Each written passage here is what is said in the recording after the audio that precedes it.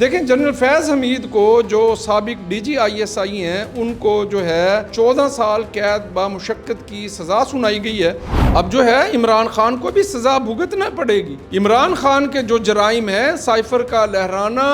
ریاست کے نوجوان کو ریاست کے خلاف اکسانا، جو 9 مئی کی جو دہشت گردی تھی اس کے تانے بانے جو ہے وہ فیض حمید کے ساتھ، فیض حمید کے عمران خان کے ساتھ یہ ایک پورا کمپلیٹ نیکسس تھا۔ ایک مخصوص بیانیہ بنانے میں، ڈیجیٹل ٹیررزم میں یہ لوگ ملوث ہیں۔ السلام علیکم ناظرین، ساؤتھ پنجاب ڈیجیٹل کے ساتھ میں ہوں آپ کی میزبان رقیہ بخت۔ ناظرین، آج پاکستان میں 2 بڑی اہم ڈیولپمنٹ جو ہیں سامنے آئی ہیں، اور اسی ٹاپک پر بات کرنے کے لیے آج ہمارے ساتھ موجود ہیں ہارون انجم صاحب۔ ہارون صاحب، آپ ایک سینئر تجزیہ کار ہیں، مجھے ذرا آپ بتائیں کہ ایمان مزاری کے کیس میں ایسی کون سی بات تھی کہ اس نے غیر ملکی سفیر کو پاکستان آنے پر مجبور کر دیا سپریم کورٹ میں؟ دیکھیں، بات یہ ہے کہ ایمان مزاری جو ہے نا، یہ ان جیسے جو دوسرے کریکٹرز ہیں، یہ ہر چند ماہ کے بعد جو ہے نا خلفشار، انتشار اور جو بیرون ممالک میں جو دشمن ہیں ان کے ایجنڈے پر کام کرتے ہوئے نا یہ ریاست کو چیلنج کرتے ہیں۔ اب دیکھیں، جو بیریئرز اکھاڑ کے ان کو ہٹا کے آئین اور قانون نافذ کرنے والے اداروں کے ساتھ جو ہے گتھم گتھا ہونا، ان پر چڑھائی کرنا یا ایسے ٹویٹس کرنا جس سے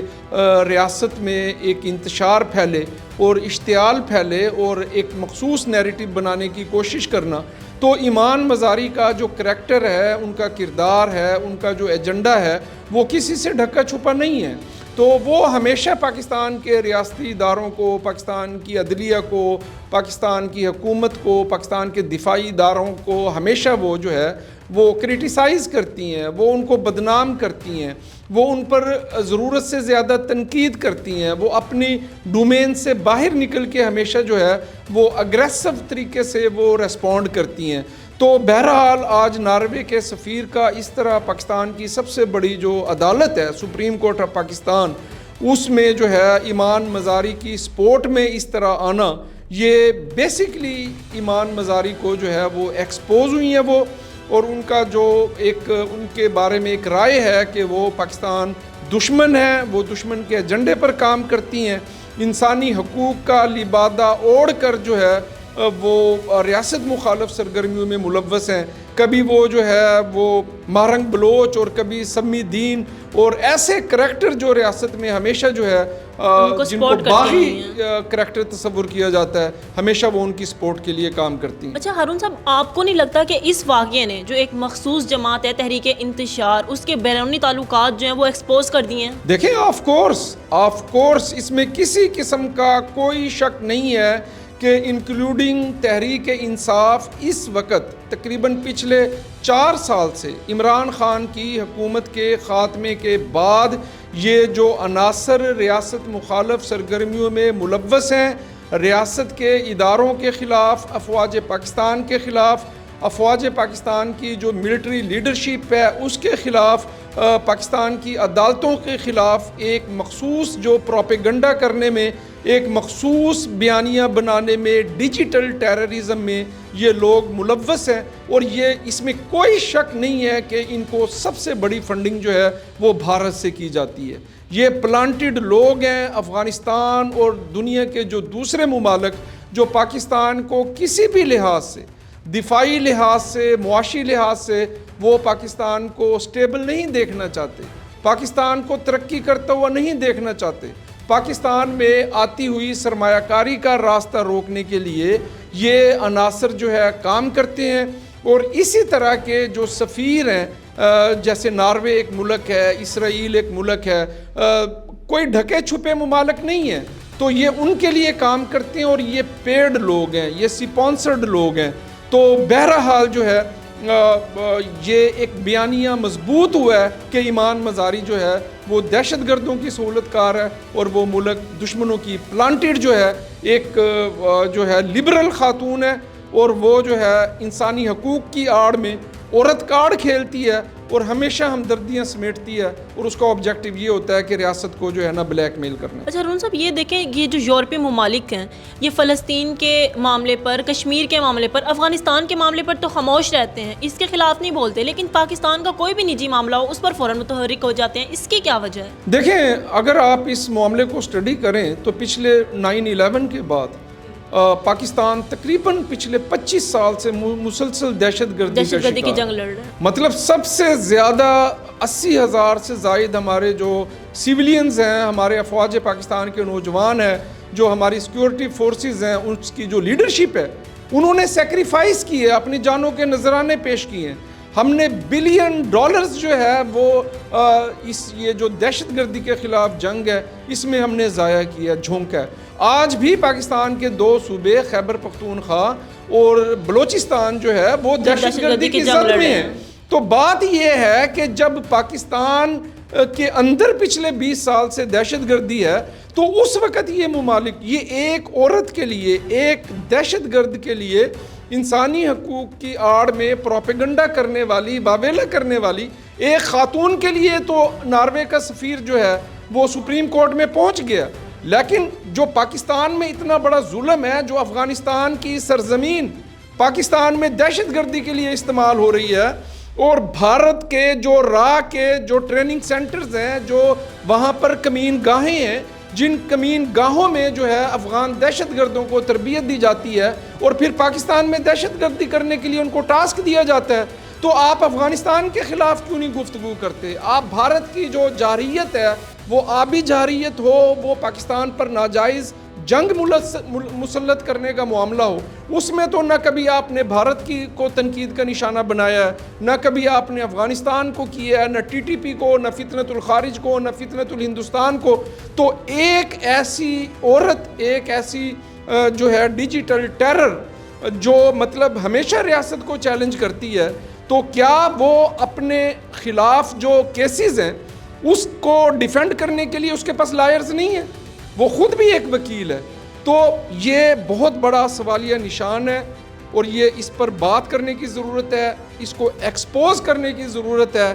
کہ جو ہے ایمان مزاری کی سپورٹ میں ناروے کا سفیر جو ہے وہ پاکستان کی سب سے بڑی کورٹ میں کیوں آیا، اس کو کس نے بلایا، کس نے سہولت کاری کی اور اس کے عزائم اور مقاصد کیا تھے. یہ ایک کوئی عام یہ نارمل معاملہ نہیں ہے. It's a very very sensitive issue. اچھا ہارون صاحب، کیا پاکستانی جو عدلیہ ہے وہ بیرونی دباؤ کا شکار ہو سکتی ہے یا یہ تاثر پیدا کرنے کی کوشش کی جا رہی ہے؟ دیکھیں، پاکستان آزاد ملک ہے. ہم نے ثابت کیا ہے مئی کے مہینے میں ہم نے بھارت کو بدترین شکست سے دوچار کیا ہے. افغانستان نے ہم پر جارحیت مسلط کرنے کی کوشش کی ہے، ہماری سرحدی حدود کی خلاف ورزی کی ہے، ہم نے کابل اور قندھار میں گھس کے مارا ہے، بھرکس نکال دیا، پھر افغانستان پاؤں پڑا ہے، پھر ترکی کو اور قطر کو درمیان میں ڈالا ہے کہ خدا کے لیے سیز فائر کروائیں. دیکھیں، پاکستان میں 2025 میں سید حافظ عاصم منیر کی جو قیادت ہے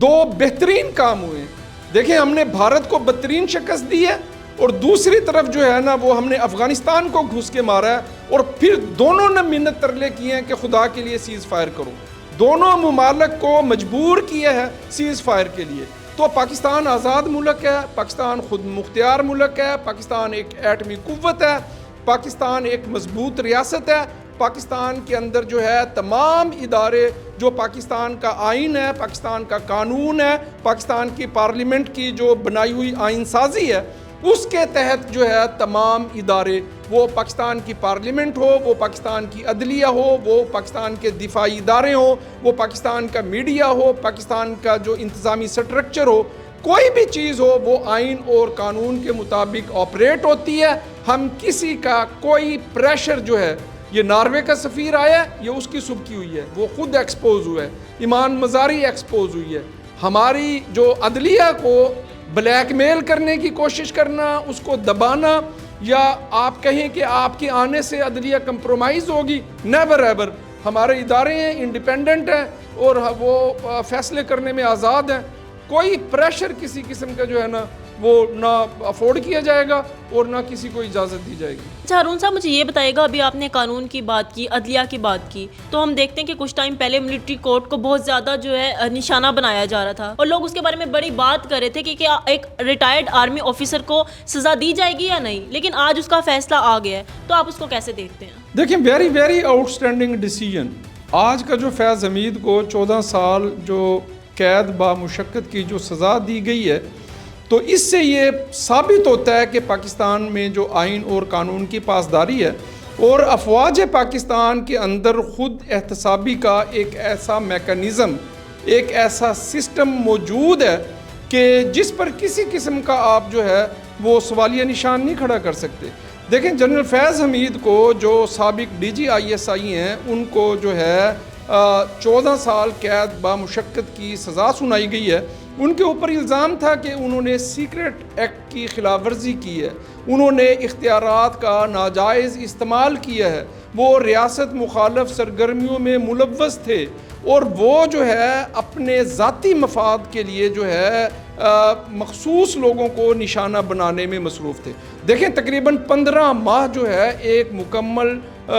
نیٹ اینڈ کلین ٹرائل کیا گیا ہے، پورا موقع پرووائڈ کیا گیا اور 15 ماہ کی جو انویسٹیگیشن کے بعد کیس جاری رہنے کے بعد جو ہے فیض حمید کو آج 14 سال جو قید کی سزا سنائی گئی ہے۔ اس کا مطلب یہ ہے کہ وہ افواج پاکستان ہوں، وہ ملٹری کورٹس ہوں، وہ پاکستان کی سپریم کورٹ آف پاکستان ہو، دوسری جو پاکستان کی جو عدالتی سسٹم ہو، وہ آئین اور قانون کے مطابق چلتا ہے۔ دیکھیں ہارڈ سٹیٹ کا ہارڈ فیصلہ ہے اور بہت سارے لوگوں کے لیے پیغام ہے کہ اب پاکستان جو ہے وہ آئین اور قانون کے مطابق چلے گا اور یہاں سے آج فیض حمید کے فیصلے کے بعد جو ہے پاکستان میں ایک احتساب کے نئے نظام کا آغاز کیا گیا ہے۔ اچھا ہارون صاحب، تحریک انتشار کا یہ ایجنڈا بھی ختم ہو گیا نا اب کہ ملٹری آفیسرز کے خلاف جو ہے ایکشن نہیں لیا جاتا؟ اب جو ہے عمران خان کو بھی سزا بھگتنا پڑے گی۔